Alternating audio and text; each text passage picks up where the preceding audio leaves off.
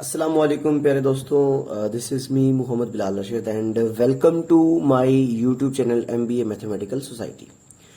उम्मीद करता हूँ कि आप सब खैरियत से होंगे और आज मैं एक नई वीडियो के साथ आपके सामने हाजिर हुआ हूँ, जिसमें हम बात करेंगे कि क्वाड्रेटिक इक्वेशन को हम बाय यूजिंग कैलकुलेटर किस तरीके से सॉल्व कर सकते हैं और उसमें जो वेरिएबल है उसकी वैल्यूज को कैसे फाइंड आउट कर सकते हैं। तो ये मेरे पास मौजूद है सिटीजन FC991+1 कैलकुलेटर, और इसके साथ मेरे पास एक और कैलकुलेटर मौजूद है जो कि कैसियो FX82ES+1 ES प्लस, और उसके बाद एक और कैलकुलेटर है जो कि FX991ES+।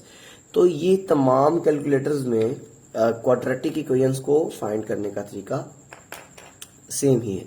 क्वाड्रेटिक इक्वेशन का सॉल्यूशन कैसे फाइंड करते हैं, तो सबसे पहले आप सब लोग जानते हैं कि जो क्वाड्रेटिक इक्वेशन की स्टैंडर्ड फॉर्म होती है, स्टैंडर्ड फॉर्म और जनरल फॉर्म, ये आप सब लोग जानते हैं कि ax² plus bx plus c equal to 0, where a is not equal to 0. So this is the general form or standard form of the quadratic equation. अब हम इसकी एक एग्जांपल शेयर करते हैं यहाँ पे। लेट ये हमारे पास है 7x² plus 13x and -19 equality 0। अब ये आपके पास मैंने क्वाड्रेटिक इक्वेशन को पिक किया। अब जब हम इसको कंपेयर करते हैं इसकी स्टैंडर्ड फॉर्म से, तो क्लियरली आप देख सकते हैं जो x² का कोएफिशिएंट है वो a के इक्वल है।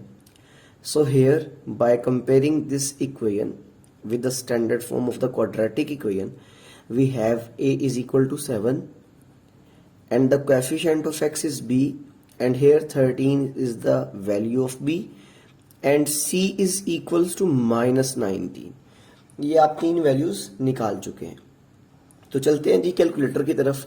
आप सबसे पहले तो इस ऑन वाली बटन को प्रेस करेंगे तो ये कैलकुलेटर आपका ऑन हो जाएगा। अब ये कैलकुलेटर है आपके पास नॉर्मल मोड में, तो आप इसको पहले ये मोड के बटन को प्रेस करते हुए इक्वेशंस में लेकर जाएंगे।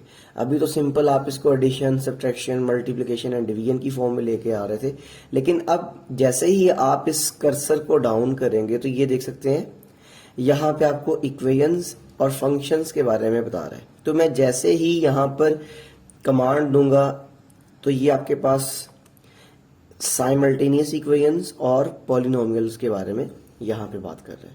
ओके, तो ये तो हम यहाँ पे क्वाड्रेटिक इक्वेशन को सॉल्व करना चाह रहे हैं। तो मैं यहाँ पे अगर 1 प्रेस करता हूँ इक्वेशंस के बारे में, और वो कहता है कि सिलेक्ट 2 to 4। आपके पास कितनी अननोन वैल्यूज हैं यहाँ पे, 2, 3, 4, तो आप इसको साइमल्टेनियस इक्वेशंस में यूज कर सकते हैं। अब अगर मैं क्वाड्रेटिक यूज करना चाह रहा हूँ तो आप यहाँ पर दोबारा इक्वेशंस में जाएं, मोड प्रेस करने के बाद ये इक्वेशंस और फंक्शंस आ चुके हैं। आप अल्फा a प्रेस करेंगे तो यहाँ पर देखिए नंबर 2 में पॉलिनोमियल्स हैं। अब आप 2 प्रेस करेंगे तो आपके पास वो कह रहा है कि सेकंड डिग्री इक्वेशन करनी है आपको, क्यूबिक इक्वेशन आपको लेके आनी है जिसमें x की पावर 3 होगी, थर्ड डिग्री इक्वेशन या फोर्थ। तो मैं सेकंड प्रेस करता हूं तो ये मेरे पास आ चुकी है। आप सब लोग ऊपर देख सकते हैं ax² plus bx plus c। मैं आपको जूम इन करके भी दिखा सकता हूँ। ये आपके पास जो एक्सप्रेशन पिक किया गया है, this is the quadratic expression, ठीक है।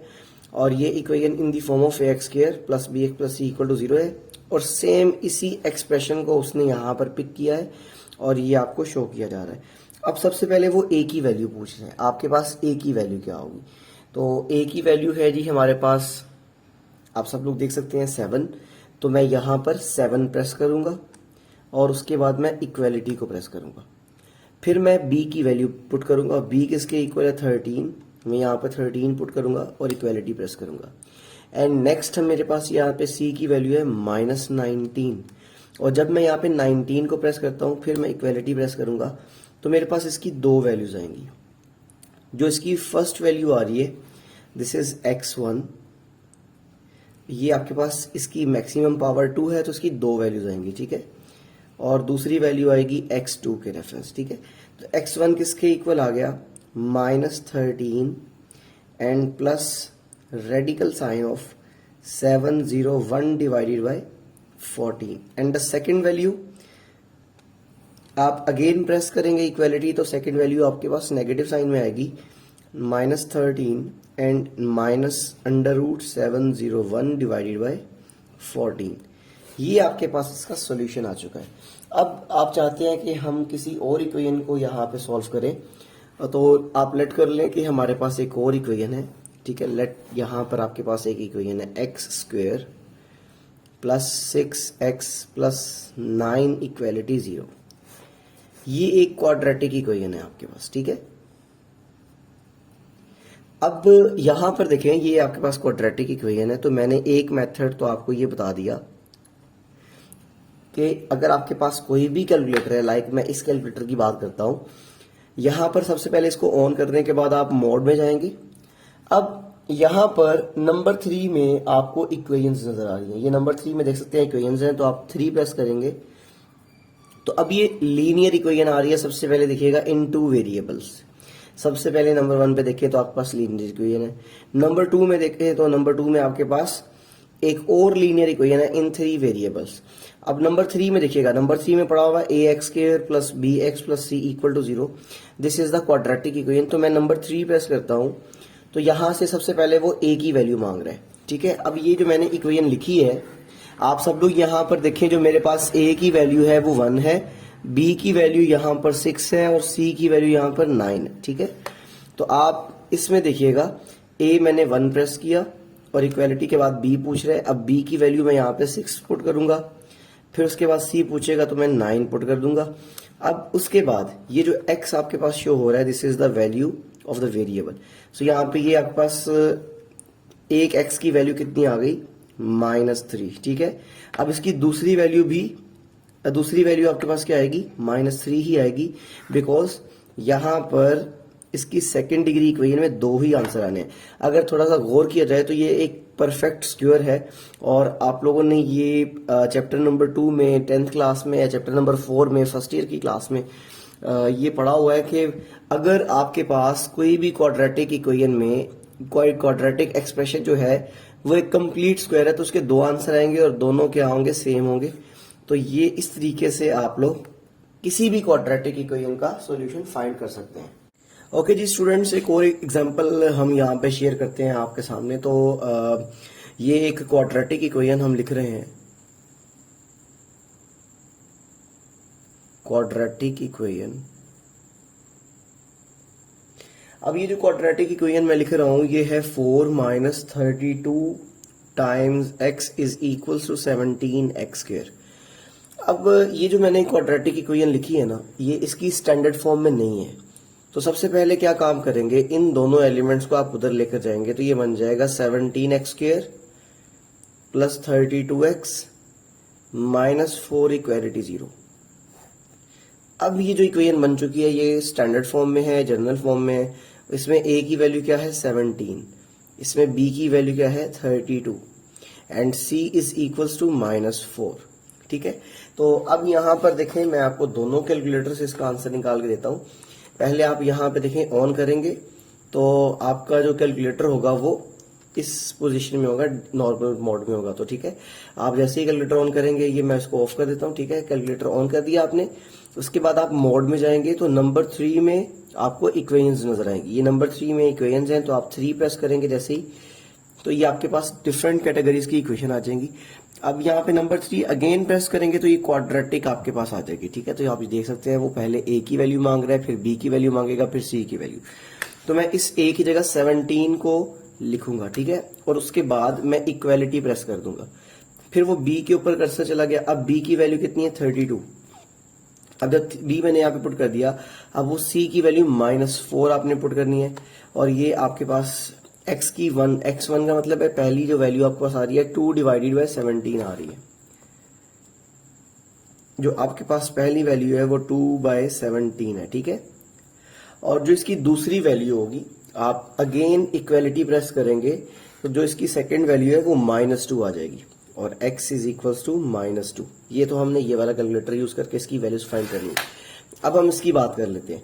इसमें आप यहाँ पे देखें, मॉड फंक्शन में जाएंगे तो उसके बाद इसमें पूछ रहा है कि अगर आप इक्वेशंस और साइमल्टेनियस इक्वेशंस को सॉल्व करना चाहते हैं तो यहाँ पे ए को कैपिटल ए लिखा हुआ है, ए के लिए आपको अल्फा ए प्रेस करना पड़ेगा, ठीक है। तो यहाँ पे नंबर 1 में साइमल्टेनियस इक्वेशंस है, नंबर 2 में पॉलिनोमियल्स है।